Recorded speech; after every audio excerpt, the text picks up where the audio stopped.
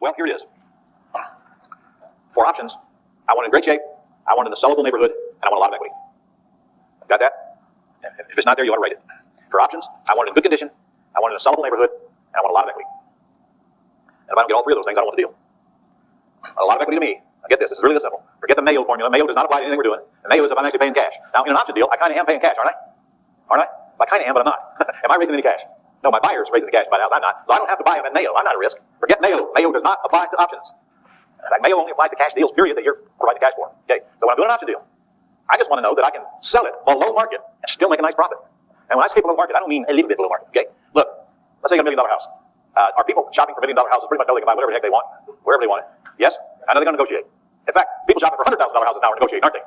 Yes, they are, because they know they can, because the realtors know they can. Their brother-in-law tells they can. At the drunken party they had, they're all negotiating because they know they qualify. They're a rare breed. In fact, that's down to about 18% of the buyers right now qualify for loans, and getting worse. So they know they can negotiate. Okay? Same with high-end houses. They can negotiate. When I can write a check or get a loan, I know I'm the king of the hill. It is absolutely a buyer's market. So I know that. I know the chances of me getting $1 million out of a $1 million house are very slim. And the only way I'm going to get it is if the lady of the family just falls in love with the property and won't leave the guy alone until she buys it. Sort of like the house I'm living in right now. Thank you, man. I pay retail price for my house. I haven't gotten over it since, and I've been in it 10 years. I pay retail price for my house. I mean, it sucks big time. But on the other hand, if you've been to my house, you know that it was a rare house in a rare location, and a rare piece of property. And so it was more that than trying to get a deal on it. In fact, it was a horrible negotiation process I went through on my house. I bought it from a baseball player, Storm Davis, who played for the Baltimore Orioles. It was a miserable negotiation because they didn't care, and it was obvious from the very beginning. They didn't need the money, they didn't care.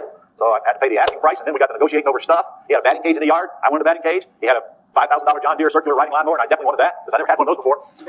3 months we argued over the batting cage and the lawnmower. Finally, I got the lawnmower, he got the batting cage. So we settled it. But I paid retail price for the house. That's not the way you buy houses, except for the one you're going to live in.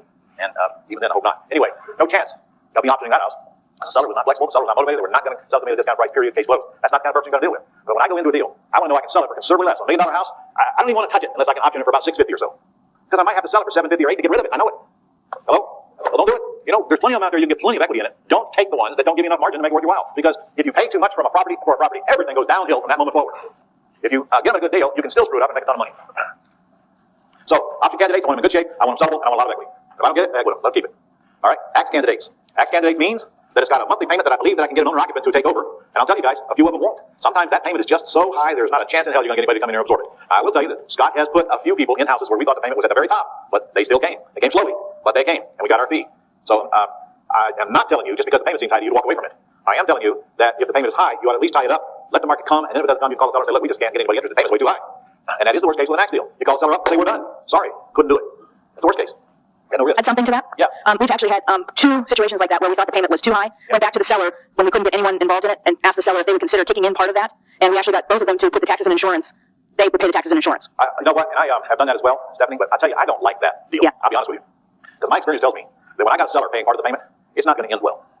That seller's going to make that payment until they get tired of making that payment. When they get tired of making that payment, domino effect's this downhill boulder's going to start rolling downhill. It's going to build into a big snowball. Sooner or later, we're going to have a mess here. And I don't have any reason to say that's going to happen, but in my experience, the short-term benefits of getting the deal done soon go away, and then the long-term effects jump in, and the seller's wondering, what the heck have I done? Start looking for reasons to get out. And of course, if they don't make that entire underlying payment and pay the difference out of their pocket, now they're affecting the buyer's rights, and I just don't like putting people in that position. To be honest with you, I'd rather walk than to put a buyer in a house where I know the seller's making part of the payment. Just my opinion. Okay? I don't like getting sellers to come up with part of the payment, and I don't really like sellers making promises that they will pay down the balance if the buyer goes out and gets a loan, because I just never know whether they're going to fulfill that promise or not. And not that I'm liable for it, because anytime we do a deal like that, it's clearly disclosed the terms in front of a lawyer, and everybody signs off on it. But we try not to set people up to fail. I'd rather not do the deal, because there's too many of them out there anyway. Okay, so an axe deal. An axe deal does not mean it's over-leveraged. It does not mean it's over-leveraged. This is a total misconception that people have. An axe deal simply means that the terms are such that I do not want to stay in the deal. Either the payment is too high, or the down payment requirement is too high, or the price that I got to pay to get the deal is too high. Axe simply means I don't want to stay in the deal. You can do axe deals on free and clear houses, but the seller usually wants retail price. You can do axe deals on highly leveraged properties that have a little bit of equity in them, but there's just no reason for you to stay. You can assign any contract to a buyer that a seller will create with you.